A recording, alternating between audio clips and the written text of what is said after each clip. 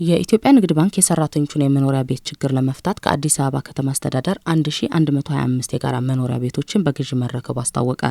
ከአዲስ አበባ ከተማ አስተዳደር የተገዙት እነዚህ ዘመናዊ መኖሪያ ቤቶች በጀርመን ግራርና አየር ጤና ሳይት ሲሆኑ ባንኩና ከተማ አስተዳደሩ ቤቶቹን መርቀው የቁልፍ ርክክብ ስነ ስርዓት አከናውነዋል።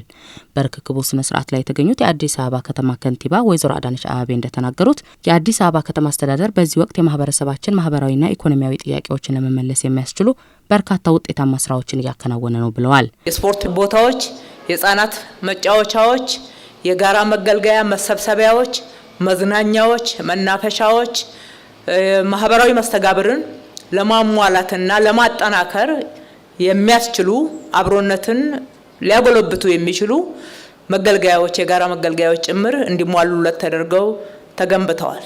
የኢትዮጵያ ንግድ ባንክ ፕሬዝዳንት ተወካይና የኮርፖሬት አገልግሎቶች ኤክስኪዩቲቭ ምክትል ፕሬዝዳንት አቶ ኤፍሬም ሞክረ በበኩላቸው የኢትዮጵያ ንግድ ባንክ ሁልጊዜም ለሰራተኞቹ ጠቃሚ ለሆኑ ጉዳዮች ቅድሚያ እንደሚሰጥ ገልጸው የዚህ ትልቅ እድል ተጠቃሚ ለሆኑ የባንካችን ሰራተኞች እንኳን ደስ አላችሁ ብለዋል።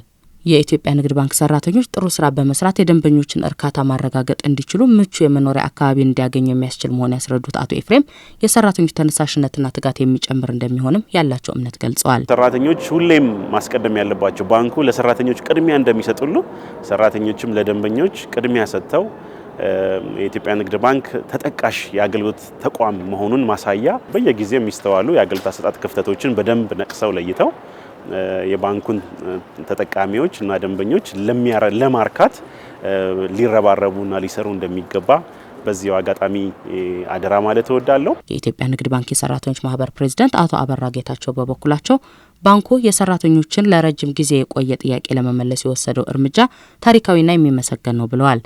ለረጅም ዓመት የቤት ጥያቄ ለነበረው ሰራተኞቻችን ትልቅ ምላሽ ያገኘንበት ቀን ስለሆነ ደስ ብሎናል። እንኳን ደስ አላችሁ ማለት ነው ፈልገው። በተለይ ደግሞ አዲስ አበባ ላይ ያለው የኑሮ ሁኔታ ይታወቃል፣ ሰራተኛ ያለበት ነባራዊ ሁኔታ ይታወቃልና ከዛ አንጻር በተለይ በመላው ሰራተኛ ስም የባንካችንን ማኔጅመንት በልዩ ሁኔታ ደግሞ ፕሬዝዳንታችንን ማመስገን ነው የምፈልገው። የጋራ መኖሪያ ቤቶቹ በ9 ወራት ውስጥ በፍጥነትና በጥራት በ24 ህንጻዎች የተገነቡ መሆናቸውም ተገልጿል።